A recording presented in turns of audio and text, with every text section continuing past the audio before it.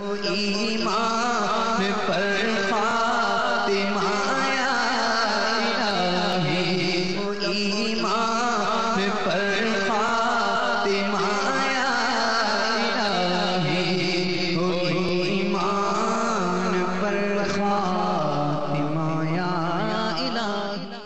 الحمدللہ رب العالمین والصلاة والسلام علی سید المرسلین، اما بعد فاعوذ باللہ من الشیطان الرجیم، بسم اللہ الرحمن الرحیم۔ الصلاة والسلام علیک یا رسول اللہ وعلی آلک واصحابک یا حبیب اللہ۔ الصلاة والسلام علیک یا نبی اللہ وعلی آلک واصحابک یا نور اللہ۔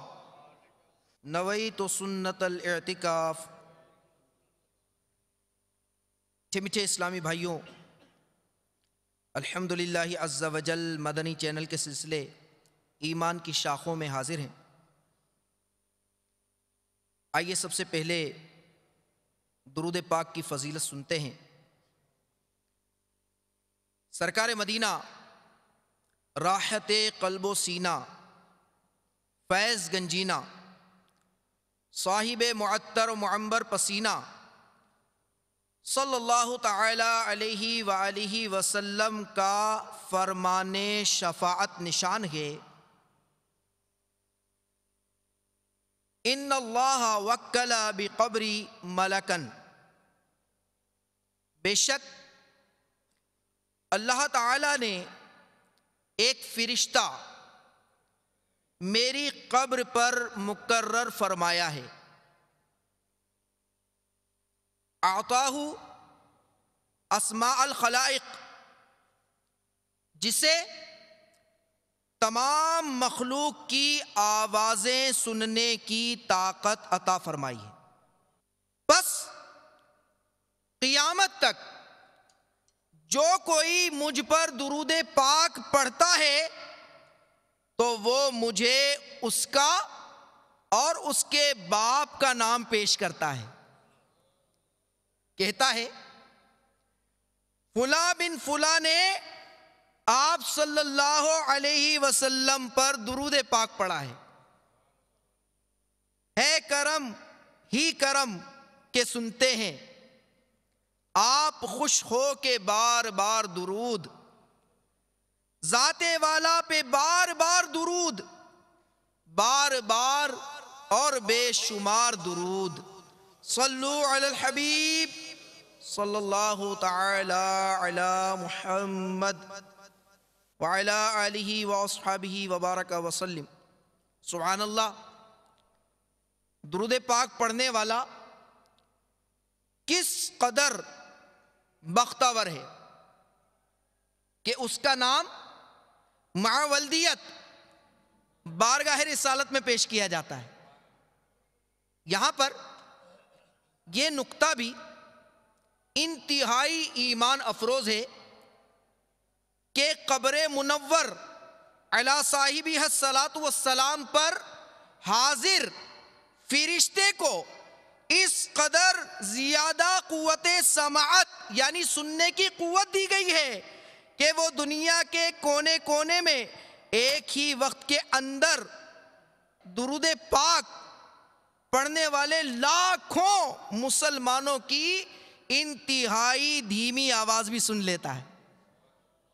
تو لاکھوں لاکھ دنیا بھر کے مسلمان اپنے اپنے انداز میں، کوئی دھیمی آواز میں پڑھ رہا ہے، کوئی بلند آواز سے پڑھ رہا ہے، کوئی جھوم جھوم کے پڑھ رہا ہے، اللہ تبارک و تعالی نے اپنے محبوب صلی اللہ علیہ وسلم کی قبر منور پر حاضر ایک خادم فرشتے کو یہ قوت سماعت دی ہے کہ وہ سب کی آواز سن لیتا ہے،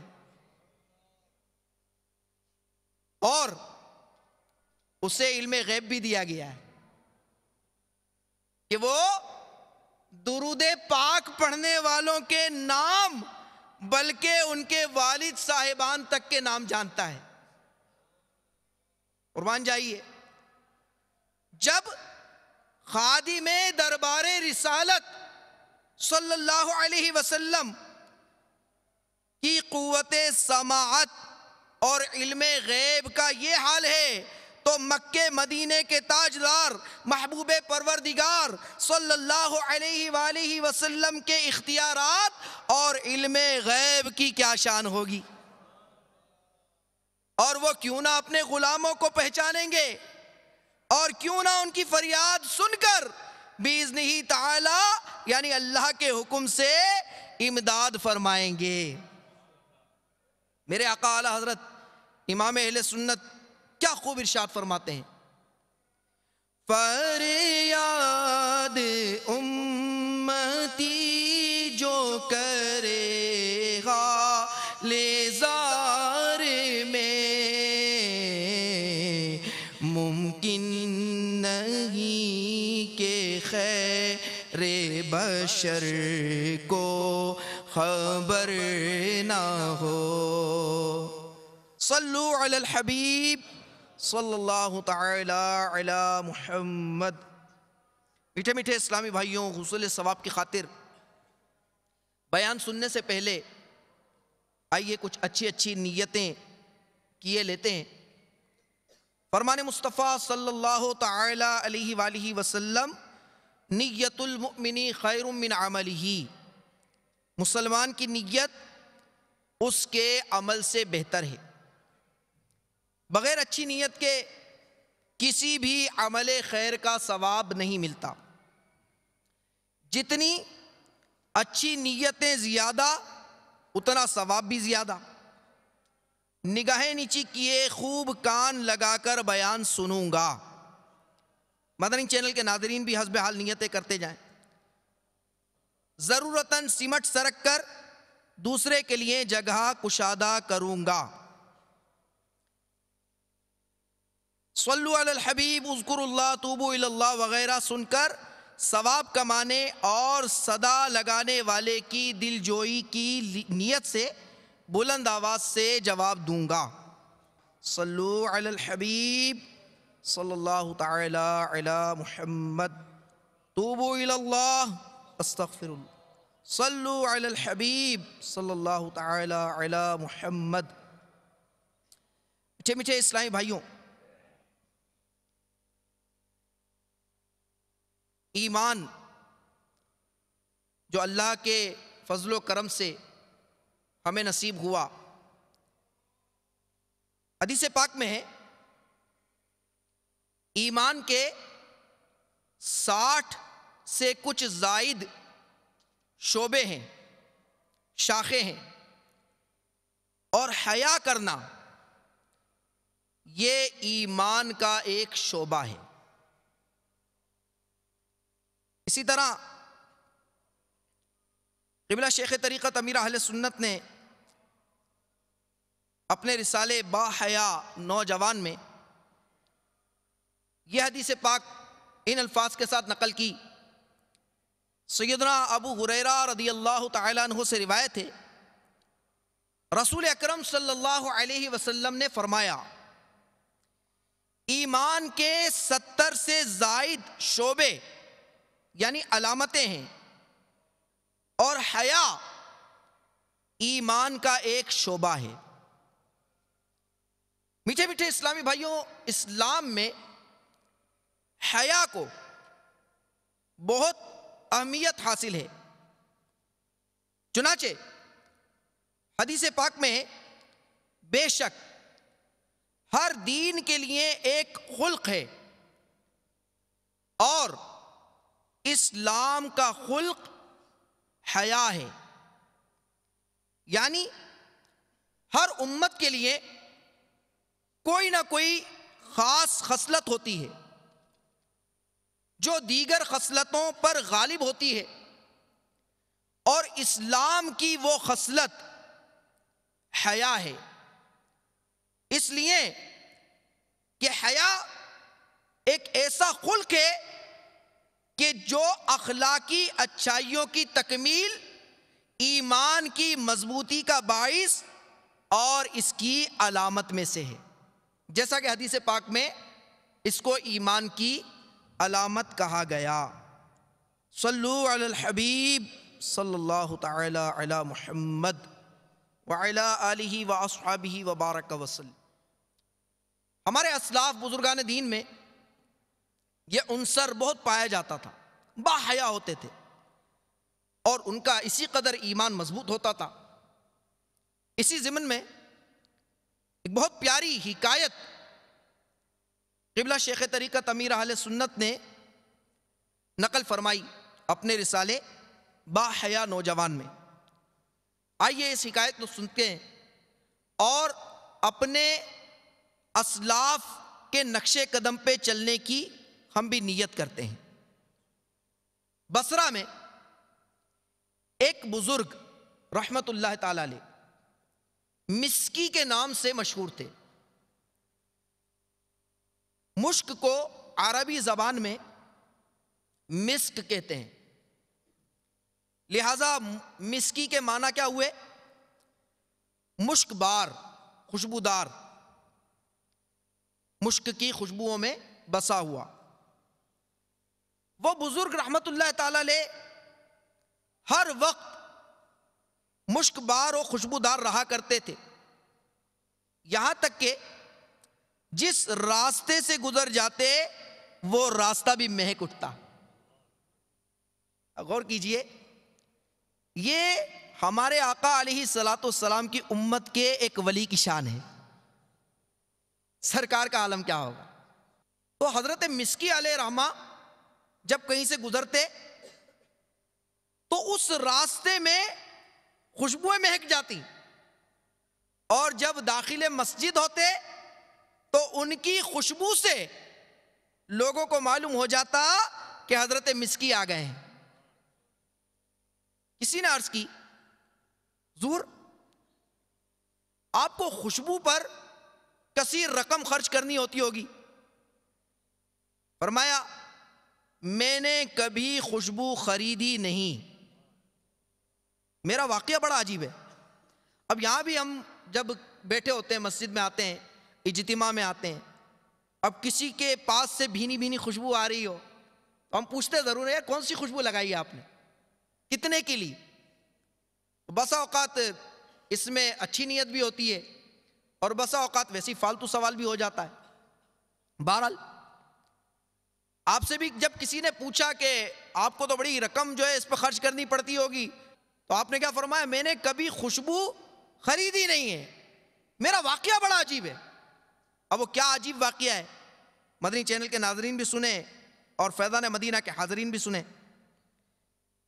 کہتے ہیں کہ میں بغداد معلی میں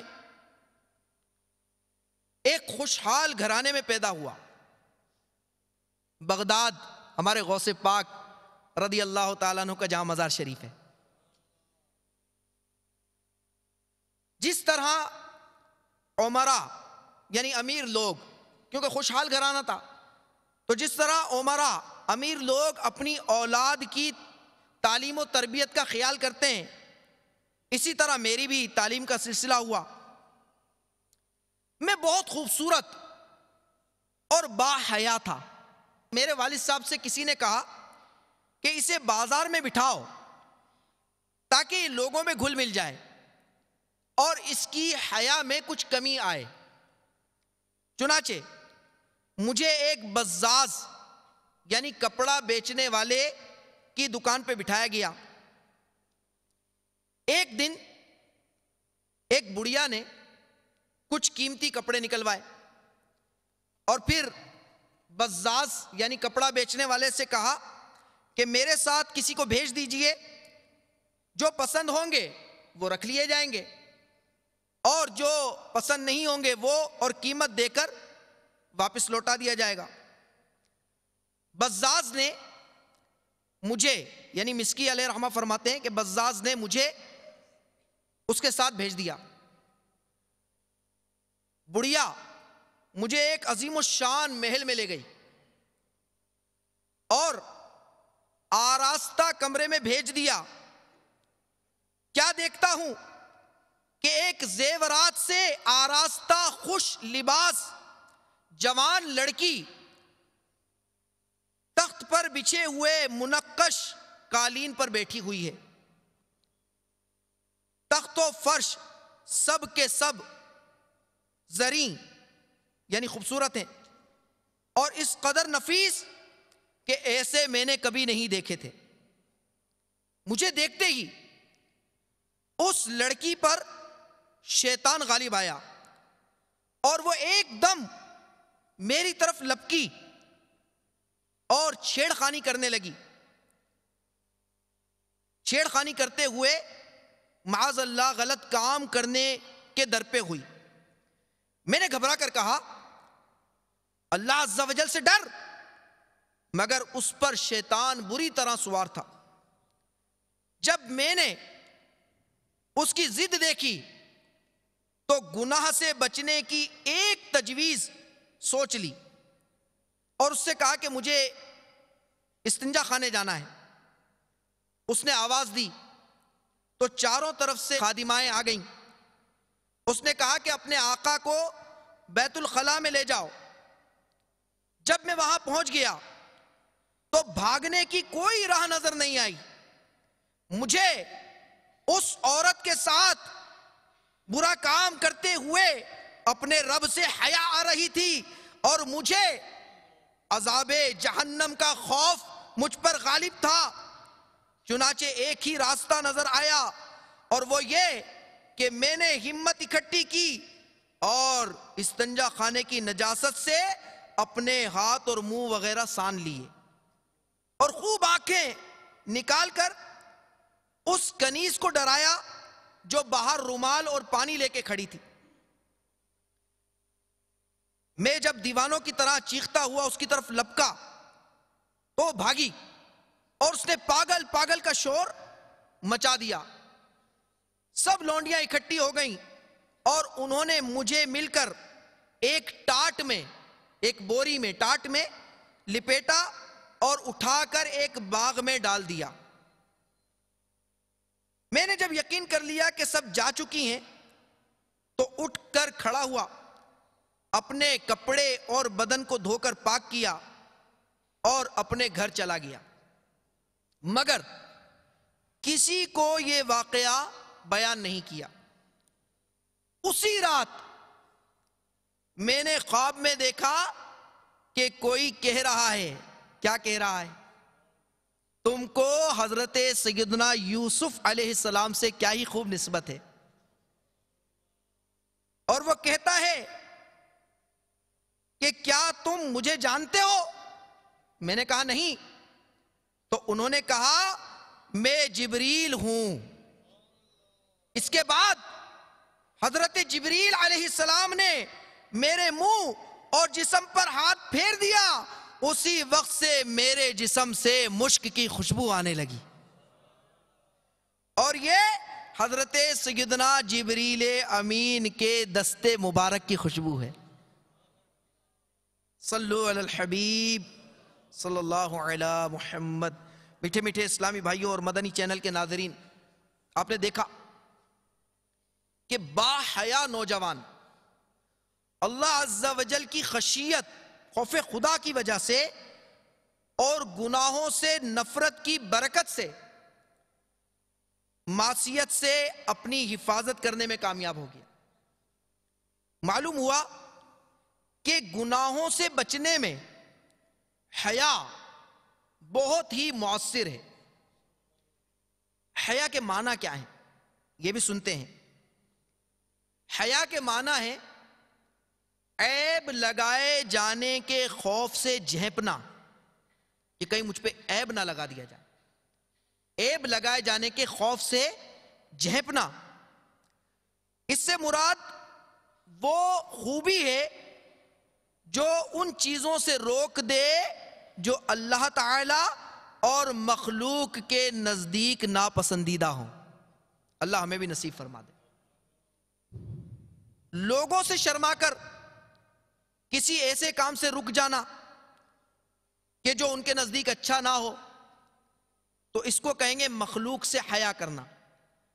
ایسے شخص کو بھی حیادار کہیں گے، لیکن یہ مخلوق سے حیا کرتا ہے۔ یہ بھی اچھی بات ہے کہ عام لوگوں سے حیا کرنا دنیاوی برائیوں سے بچائے گی، اور علماء اور صلحاء سے حیا کرنا اللہ کی رحمت سے دینی برائیوں سے باز رکھے گی.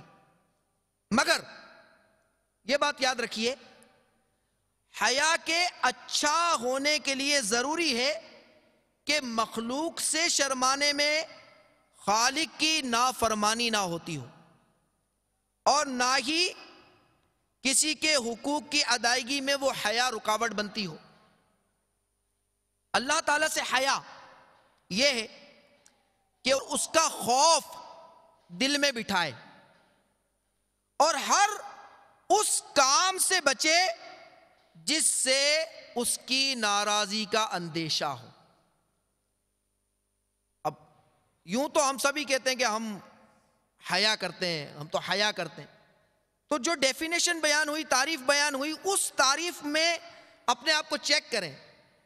حدیث پاک کا خلاصہ ہے، اللہ تبارک و تعالی نے 3 چیزوں کو 3 میں چھپا کر رکھا ہے: اپنی رضا کو نیکیوں میں، اپنی ناراضی کو گناہوں میں، اور اپنے اولیاء کو عام لوگوں میں. تو اب بندے کو چاہیے کہ ہر نیکی کرے، اسے نہیں پتا کہ کس نیکی میں اللہ تعالیٰ کی رضا ہے. ہر گناہ سے بچے، اسے نہیں پتا کہ کون سا گناہ ایسا ہے جو اللہ تعالیٰ کو ناراض کرنے والا ہے.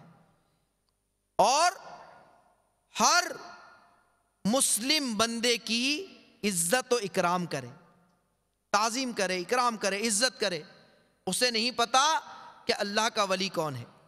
حضرت سیدنا شہاب الدین سہروردی رضی اللہ تعالیٰ عنہ فرماتے ہیں، اللہ تعالیٰ کے عظمت و جلال کی تعظیم کے لیے روح کا جھکانا حیا ہے. دل میں اللہ تعالیٰ کی عظمت ہو، اللہ تعالیٰ کی جلالت ہو.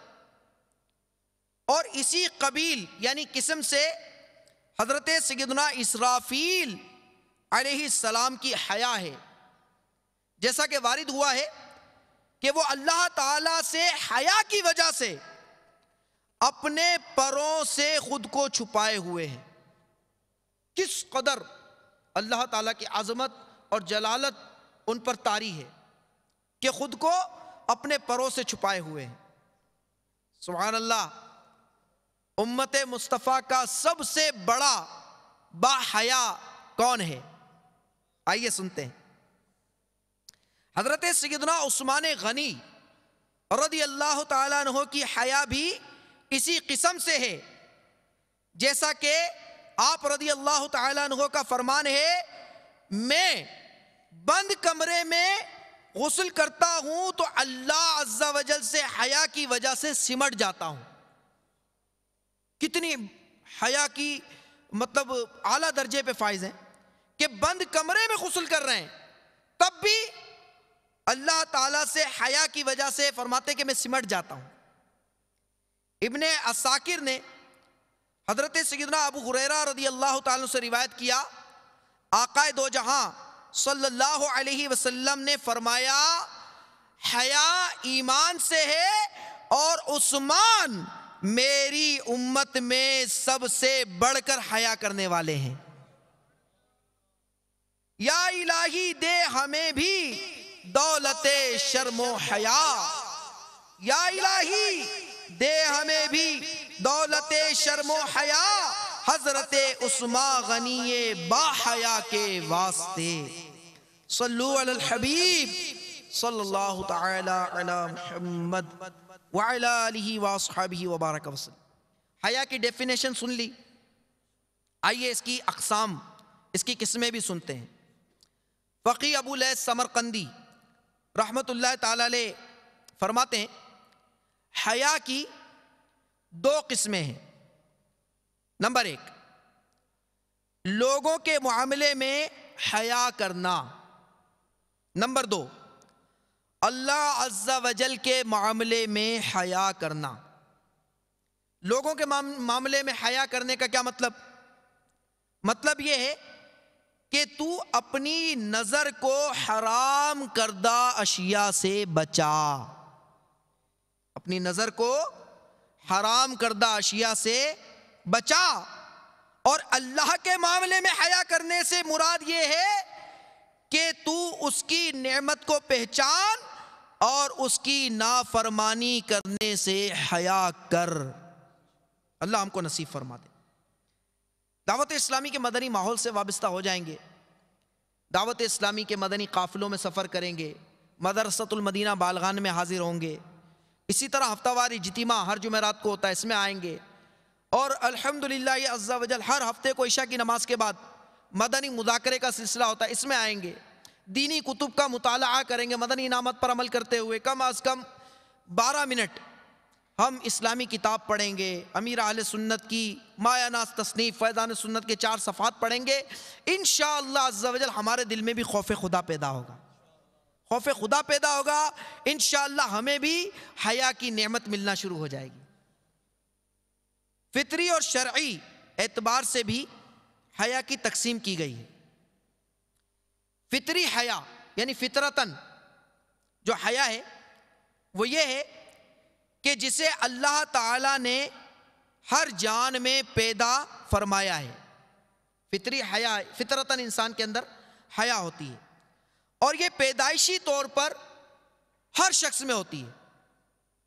اور شرعی حیا یہ ہے کہ بندہ اللہ تعالی کی نعمتوں اور اپنی کوتاہیوں پر غور کر کے نادم و شرمندہ ہو, اور اس شرمندگی اور اللہ تعالی کی خوف کی بنا پر آئندہ گناہوں سے بچنے اور نیکیاں کرنے کی کوشش میں لگا رہے. یہ شرعی تقاضا ہے حیا کا. علماء فرماتے ہیں حیا ایسا خلق ہے جو برے کام چھوڑنے پر ابھارے اور حقدار کے حق میں کمی کرنے سے روکے. اگر ہم چاہتے ہیں کہ گناہوں سے بچ جائیں تو ہم کوشش کریں کہ ہم با حیا بنیں. اور پہلے بیان کیا گیا کہ اپنی نظر کو حرام کردہ چیزوں سے روکنے کی کوشش کریں. اللہ نصیب فرمائے. حیا کے بارے میں یہ بھی کہا گیا ہے کہ یہ ایسا خلق ہے جس پر اسلام کا مدار ہے, اور اس کی توجیہ یعنی وجہ یہ ہے کہ انسان کے افعال 2 طرح کے ہیں. نمبر 1 جن سے حیا کرتا ہے, نمبر 2 جن سے حیا نہیں کرتا. پہلی قسم حرام و مکروہ کو شامل ہے, اور ان کا ترک یعنی چھوڑنا مشروع یعنی موافق شرع ہے, شریعت کو پسند ہے کہ ان کو چھوڑا جائے. اور دوسری قسم واجب, مستحب اور مباح کو شامل ہے. ان میں سے پہلے 2 کا کرنا یعنی واجب اور مستحب, ان 2 کا کرنا شریعت کو پسند ہے, مشروع ہے, اور تیسرے کا کرنا جائز ہے. یوں یہ حدیث مبارکہ جب تو حیا نہ کرے تو جو چاہے کر, حدیث پاک میں بیان کیا کہ جب تو حیا نہ کرے تو جو چاہے کر, ان 5 احکام کو شامل ہے. حیا کبھی فرض و واجب ہوتی ہے, جیسا کہ کسی حرام و ناجائز کام سے حیا کرنا, کسی حرام اور ناجائز کام سے حیا کرنا یہ فرض ہے.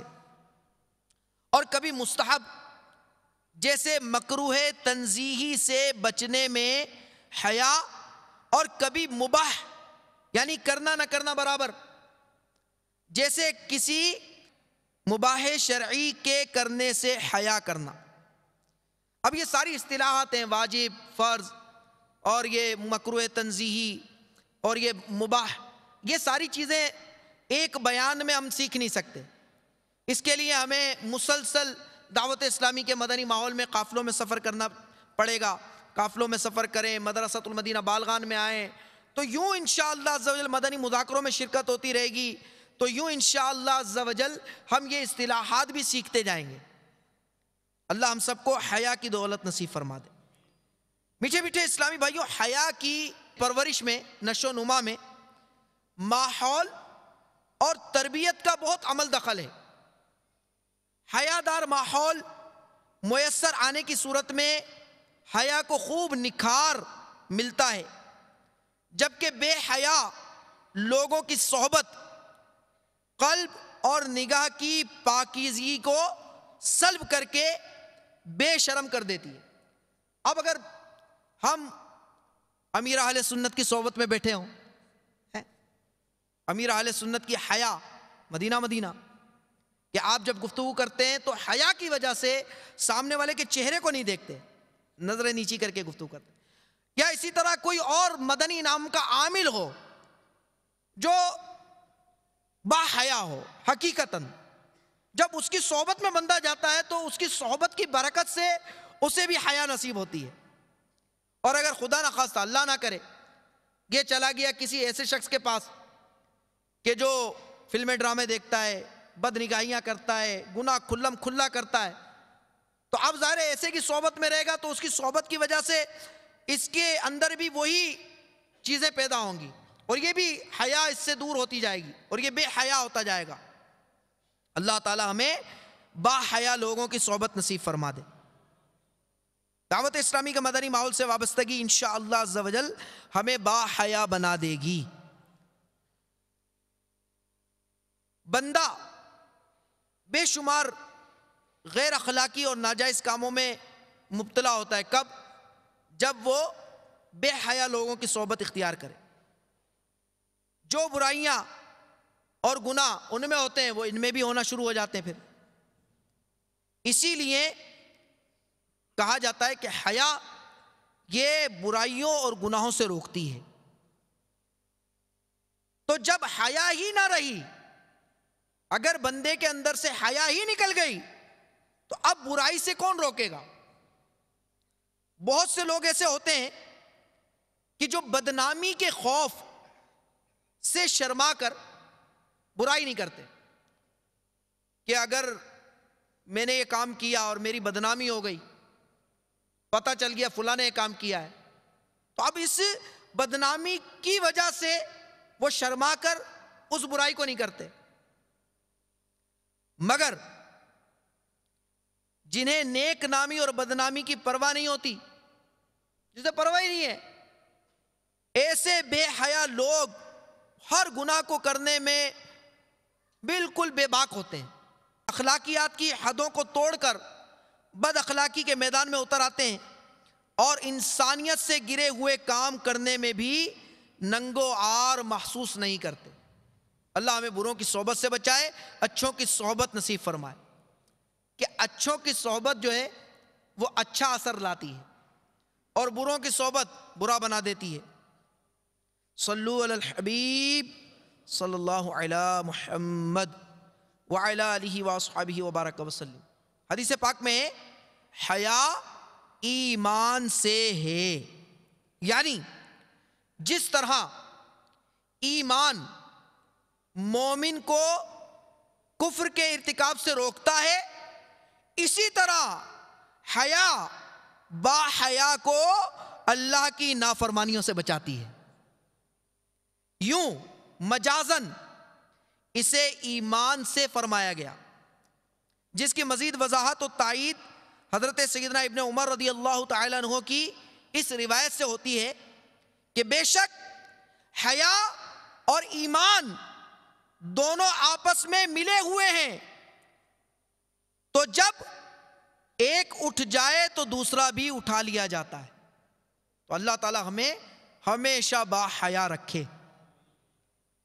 حضرت سیدنا ابن عمر رضی اللہ تعالیٰ عنہ سے روایت ہے، سرکار نامدار مدینے کے تاجدار صلی اللہ علیہ وآلہ وسلم نے ایک انصاری کو ملاحظہ فرمایا جو اپنے بھائی کو شرم و حیا کے متعلق نصیحت کر رہے تھے، یعنی کثرت حیا سے منع کر رہے تھے۔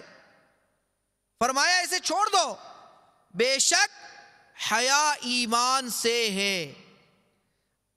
میٹھے میٹھے اسلامی بھائیوں، معلوم ہوا کہ حیا جتنی زیادہ ہوگی اتنا ہی اچھا ہے، اور جو حیا کمزوری اور احساس کمتری کی وجہ سے نہ ہو بلکہ خوف خدا کی سبب ہو، اس میں یقیناً بھلائی ہی بھلائی ہے۔ حضرت سیدنا عمران بن حسین رضی اللہ تعالیٰ عنہ سے مروی ہے، اللہ کے محبوب صلی اللہ تعالیٰ علیہ وآلہ وسلم نے فرمایا، حیا صرف خیر یعنی بھلائی ہی لاتی ہے۔ یہاں یہ وسوسہ آ سکتا ہے کہ بعض اوقات حیا انسان کو حق بات کہنے، شرعی حکم دریافت کرنے، نیکی کی دعوت دینے اور انفرادی کوشش کرنے وغیرہ مدنی کاموں سے روک کر اسے بھلائی سے محروم کر دیتی ہے۔ تو پھر صرف بھلائی ہی بھلائی کیسے؟ یہ ایک وسوسہ ہے۔ بعض اوقات ہوتا ہے کہ بندہ یہ بولتا ہے، یار میں اس کو نیکی کی دعوت کیسے دوں، مجھے شرم آتی ہے، یا میں اس کو کیسے سمجھاؤں، مجھے شرم آتی ہے۔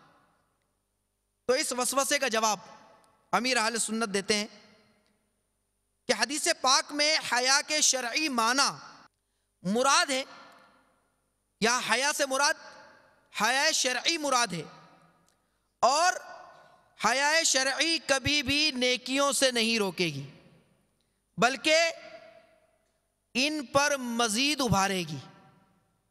ابو داؤد شریف میں ہے، حیا سب خیر ہی خیر ہے۔